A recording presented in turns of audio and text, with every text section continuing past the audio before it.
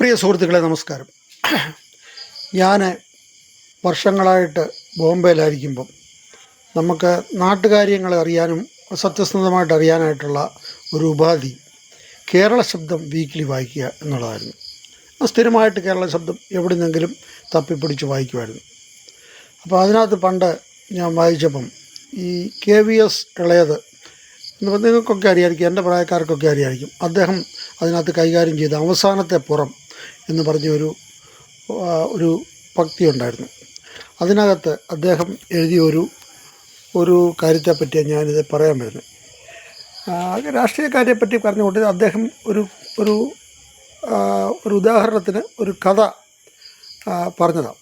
അപ്പോൾ ആ പുള്ളി പറഞ്ഞ കഥ എന്ന് പറഞ്ഞാൽ, ഒരു പ്രദേശത്ത്, ഒരു ഗ്രാമപ്രദേശത്ത് ഒരു വള്ളക്കാരനുണ്ടായിരുന്നു. എന്ന് വെച്ചാൽ തോണി അക്കരയ്ക്ക് പോകാനായിട്ട് വള്ളക്കാരനെ ആശ്രയിക്കണം. അപ്പോൾ പഞ്ചായത്തിൽ നിന്ന് ഏർപ്പെടുത്തിയിരിക്കുന്ന അദ്ദേഹം വള്ളക്കാരൻ വല്ലപ്പോഴുമൊക്കെ വരും. വന്നാൽ തന്നെ ആൾക്കാരെ ചിലപ്പോൾ കൊണ്ടുപോകും, അല്ലെങ്കിൽ ഈ വരുന്നവർ തന്നെ ചിലപ്പോൾ ഈ വള്ളത്തിൽ അക്കരയ്ക്കൊക്കെ കടക്കണം. അപ്പോൾ ഇയാളെ ആൾക്കാരങ്ങ് വെറുത്തു. ഇയാളെ പറ്റി വളരെ മോശം അഭിപ്രായങ്ങളൊക്കെ പറയാൻ തുടങ്ങി.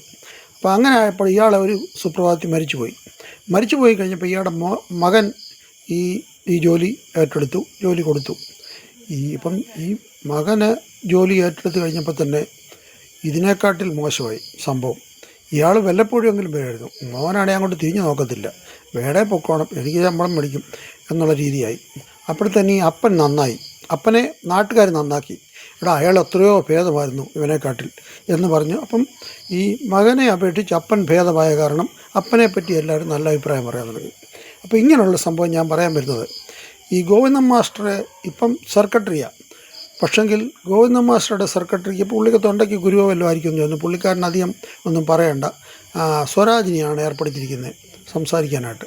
അപ്പോൾ ഈ സ്വരാജ് ഇന്ന് നമ്മുടെ പയ്യന്നൂരിലെ സഖാവിനെ പറ്റി, കുഞ്ഞികൃഷ്ണൻ, അദ്ദേഹത്തിനെ പറ്റി പറഞ്ഞ് കള്ളന്മാർ ചോദിക്കുന്നതിനകത്ത് ഉത്തരം പറയേണ്ട കാര്യം ഞങ്ങൾക്കില്ല എന്നാണ് പറയുന്നത്. അപ്പോൾ ഈ പുള്ളി ഗോവിന്ദൻ മാസ്റ്ററെക്കാട്ടിൽ ഞാൻ പറഞ്ഞ വള്ളക്കാരൻ്റെ കാര്യം പറഞ്ഞാൽ, ഗോവിന്ദൻ മാസ്റ്ററുടെ പേര് നന്നാക്കാനായിട്ട് വന്നിരിക്കുന്ന ഒരാളാണ് ഈ പൂമരം സ്വരാജ്. ഇത്രയും പറഞ്ഞുകൊണ്ട് ഉപസംഹരിക്കുന്നു. നന്ദി, നമസ്കാരം, ജയ് ഹിന്ദ്.